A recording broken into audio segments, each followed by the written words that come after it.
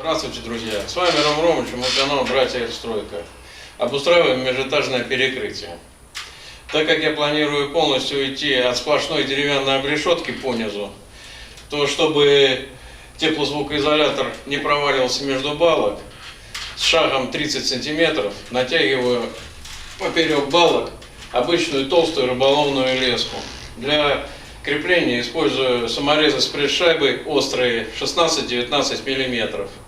Предварительно затравив их, оставив, что очень важно, 2-3 мм.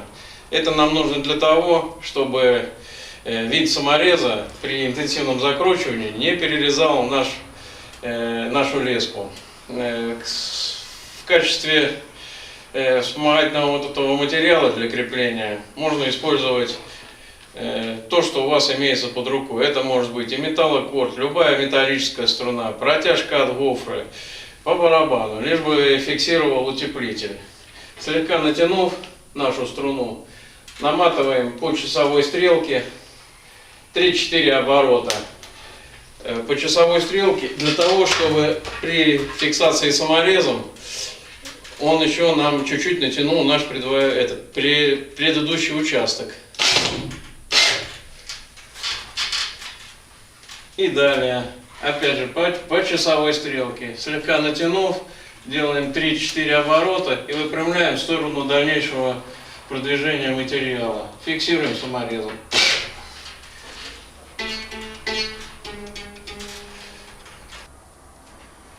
Итак, друзья, при помощи обычной капроновой толстой струны получаем дополнительную опорную поверхность для межбалочного теплозвукоизолятора.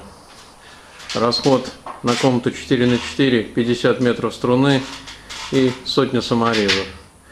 Далее, после монтажа пароизоляционной пленки, проконтролирую поперек балок контррейкой с шагом 50 для дополнительной фиксации и утеплителя, и пленки.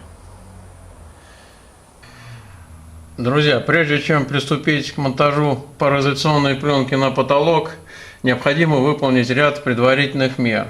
Неровности вкладки я выравниваю гипсовой штукатуркой, далее грунтую ее, чтобы к этой относительно ровной уже поверхности приклеить край нашей пленки для герметичности и недопускания проникновения влажности в утеплитель.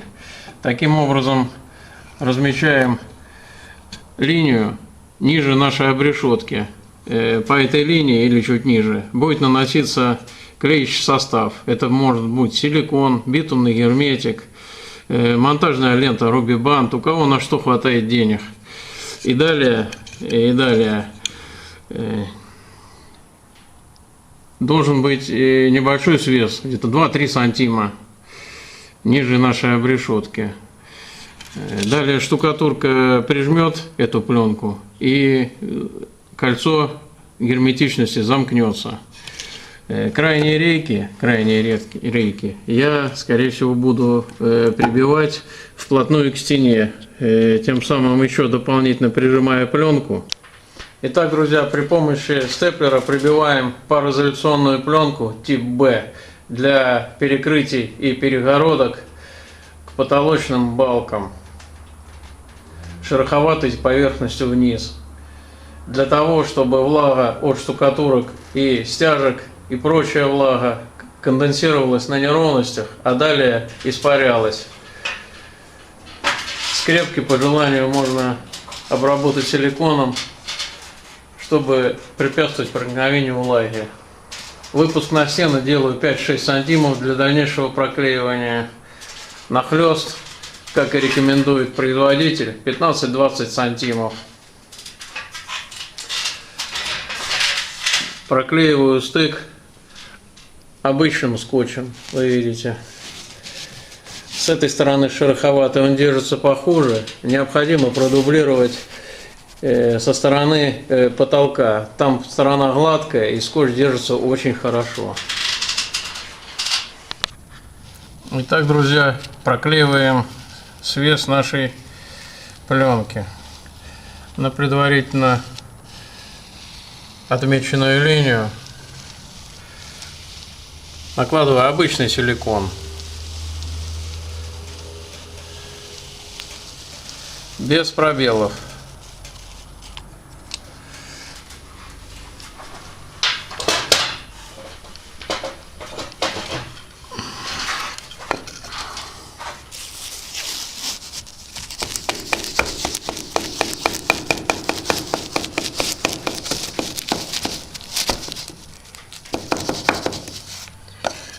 Пришлепываю брусочком, чтобы силикон растекся. И поджимаю брусочек в уголок, чтобы, когда я буду прибивать брусок, он у нас не натягивал нашу пленочку.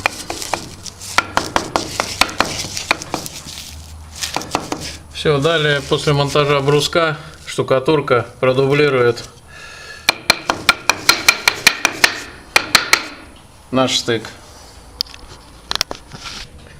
Итак, друзья, для дополнительной фиксации пароизоляционной пленки от сквозняка пока еще нет штукатурки. Те стены, которые из ПГС блока, проконтролировал через 30 сантиметров степлером. А так, обрешетка из рейки 25 на 50 прикручена. Не забываем, что рейку надо в 2 слоя обработать антисептиком, доступа потом к ней не будет. Шаг монтажа рассчитывал таким образом. Вспомогательная струна шагом 30 сантимов, рейка 60.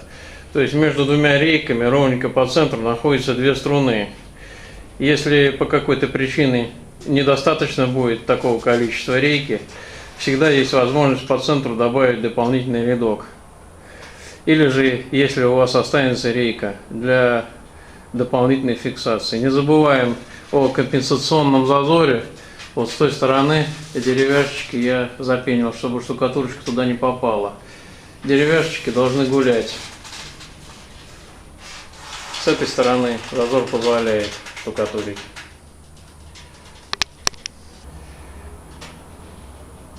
Нижняя часть пирога межэтажного перекрытия готова. Переходим наверх.